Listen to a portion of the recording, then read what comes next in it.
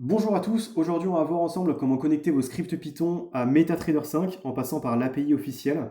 Donc sachez que cette vidéo est la première d'une série concernant l'algo trading. Si vous êtes intéressé par ce sujet, n'hésitez pas à aller y jeter un coup d'œil, c'est disponible sous forme de playlist sur ma chaîne YouTube.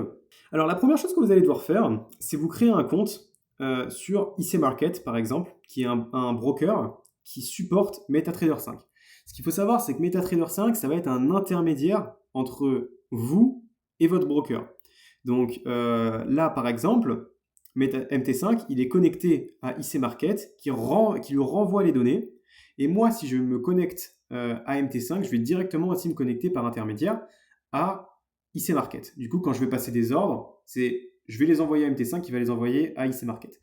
Donc alors, pourquoi IC Market Parce qu'il propose différents régimes de spread, différents types de comptes, etc.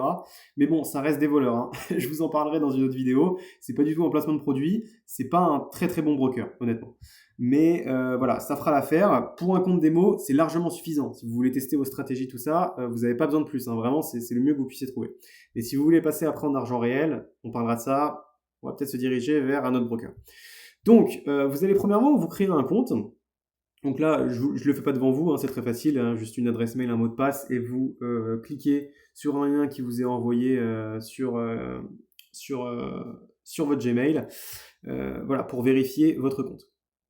Ensuite, vous arriverez ici sur Verify Account. Il va vous demander une photo de votre pièce d'identité ou passeport et une preuve de résidence. Ça, si vous voulez juste ouvrir un compte démo, c'est pas utile. Moi, ça fait 3-4 mois que je suis sur IC Market, ils m'ont jamais renvoyé de mail deadline en disant oui, complétez ça, voilà. Ça, on s'en fiche, c'est juste si vous voulez passer en argent réel. Donc si c'est pas le cas, vous pouvez passer, vous allez pouvoir directement aller dans Account, c'est ce qui nous intéresse. Et ici, vous allez cliquer sur Open New Demo Account. Là, vous avez trois possibilités. Vous avez MetaTrader 5, CTrader et MetaTrader 4. Donc nous, on va sélectionner MetaTrader 5, c'est la plateforme sur laquelle on va se connecter. Et ici, comme vous pouvez le voir, on a un type de compte, raw spread. Si vous appuyez ici, vous avez deux types de comptes. Dans les deux cas, le broker, si vous utilisez de l'argent réel, il se fera de l'argent. La question, c'est comment. Si vous utilisez un compte standard, il ne se fera pas d'argent sur des commissions parce qu'il va vous prendre zéro commission, mais par contre il va gonfler les spreads. Donc le spread, c'est la différence entre le prix d'achat et le prix de vente sur un asset financier. Il va gonfler ça et du coup il va se prendre des commissions à chaque fois que vous rentrez ou que vous sortez d'un trade.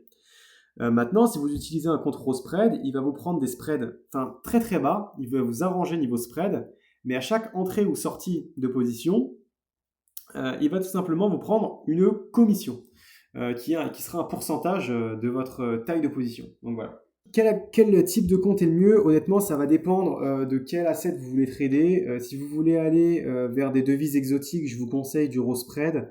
Sinon, si c'est pour des assets très très liquides comme EUR, USD ou des trucs comme ça, je vous conseille un compte standard.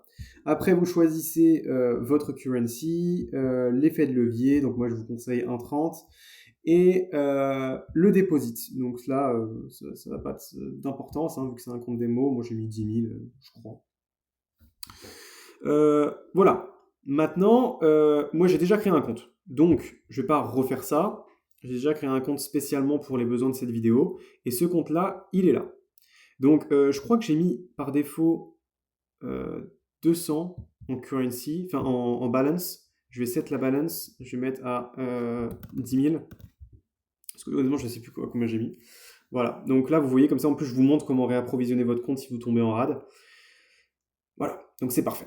C'est parfait pour les besoins de la vidéo. Donc ici, vous avez votre login. Ça va être très important à copier, du coup. Il faut que vous le copiez dans votre fichier .env.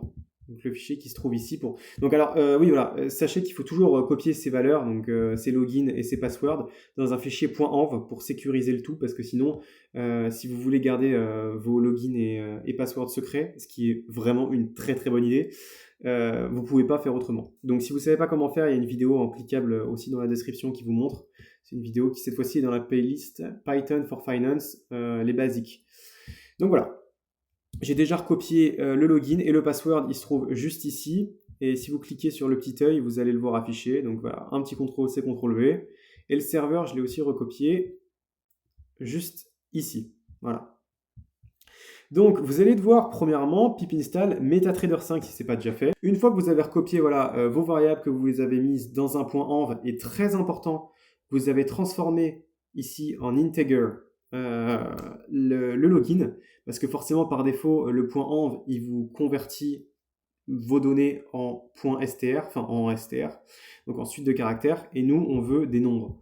Donc, on veut des nombres lisibles en format nombre. Donc, on va convertir en int les données de login. Voilà.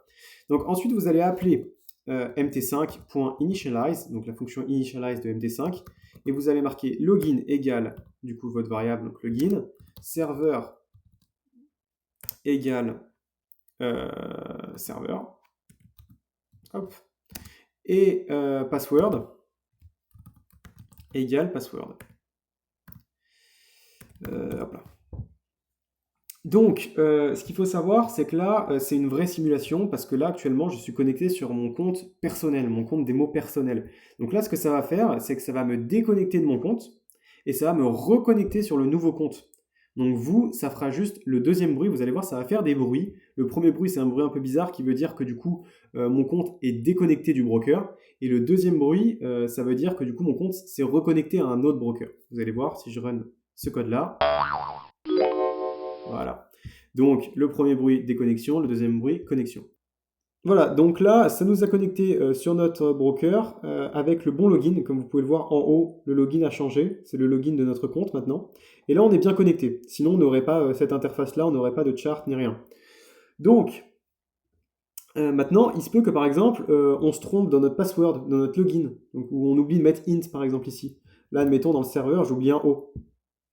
Donc, ce qui va se passer, c'est que voilà, on va avoir le son d'information, mais sinon, ça va tourner dans le vide, dans le vide, dans le vide, et à un moment, ça va juste arrêter le code sans rien nous dire. Donc, on ne va pas être au courant que, en gros, on n'est plus connecté à notre broker. Donc, ce qu'on va faire, vous voyez, là, par exemple, le O manque. Du coup, ça s'est mal connecté. Et vous voyez, là, j'ai plus de graphique ni rien. Là, MT5, il est connecté à rien du tout. Et du coup, c'est pour ça qu'il n'y a plus rien dans notre interface. Je vous expliquerai dans une prochaine vidéo d'ailleurs comment gérer un petit peu l'interface de MT5 parce que c'est pas aussi intuitif que TradingView. Donc voilà, ce qu'on va faire ici, c'est qu'on va mettre une petite condition if not, 2 points, et du coup ça veut dire si la connexion ne se fait pas, on va raise value error et on va mettre échec de connexion.